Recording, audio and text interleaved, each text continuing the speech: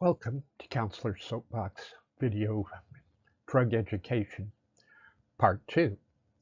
Why do people experience drugs so differently?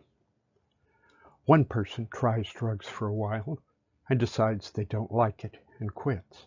Another tries to quit and finds they are addicted. One person takes a sedative drug and does not like the way it makes them feel groggy and out of control. Another person finds that they enjoy doing this drug. Today, we're going to look at some of the factors that cause these different reactions to drugs.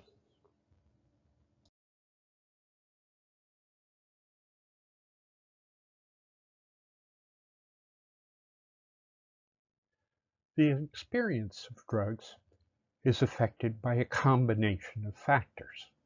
Certainly, the particular drug is a major part, but so are individual characteristics of the person.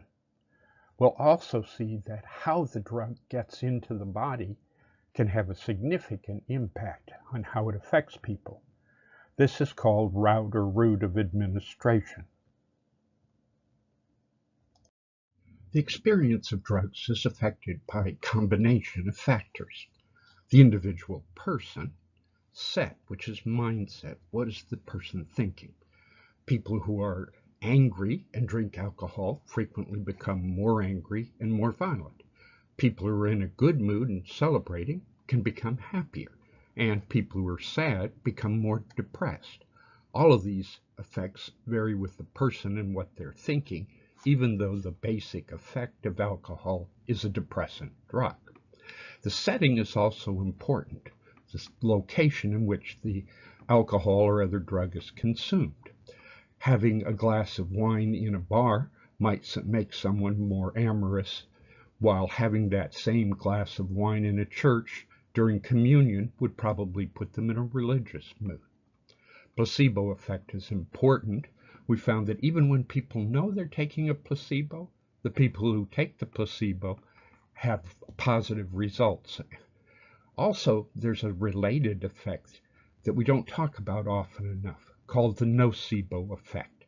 If a doctor warns you that a particular medication might have side effects of causing headaches or diarrhea, a much higher percentage of people will report that they have those headaches or diarrhea.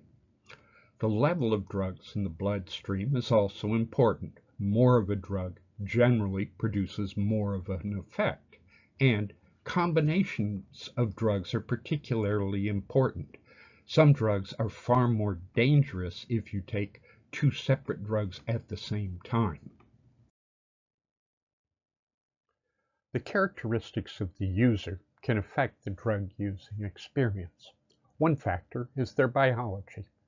Some people genetically have more of a resistance or tolerance to a particular drug. Some people may metabolize it more rapidly. Some people may lack the enzyme to break down a particular drug. All of those can lead to a varying experience. Gender is a factor, which we'll take a look at later on. And also, the user may be a member of a special population, a particular group that has a particular set of characteristics about how they use drugs and when they use drugs. If you hang out with people who smoke marijuana, you're more likely to smoke that, and so on. Lots of research has been done into the drug using experience in the hopes that they might find a way to predict who would become addicted to drugs or how to prevent addiction.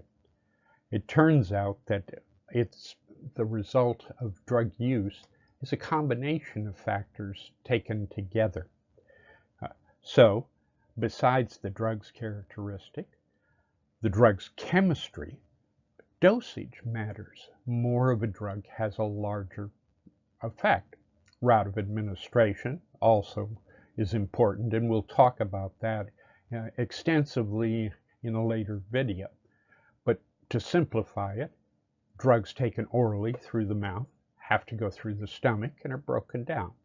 Drugs injected can go immediately to the brain and have a much larger, stronger effect. We'll see how other ways of getting drugs into the body might affect the drug using experience in a later video. What's up next for the Counselor's Soapbox video channel's Drug Education series? In part 3, we're going to look at the history of drug use in America and America's long and complicated relationship with drugs. If you've enjoyed this video, please click the like button directly below, and comments are always appreciated. For more information, please visit the Counselorssoapbox.com blog, where you will find articles on mental health, substance abuse, and having a happy life. The David Joel Miller fiction and nonfiction books are available on Amazon.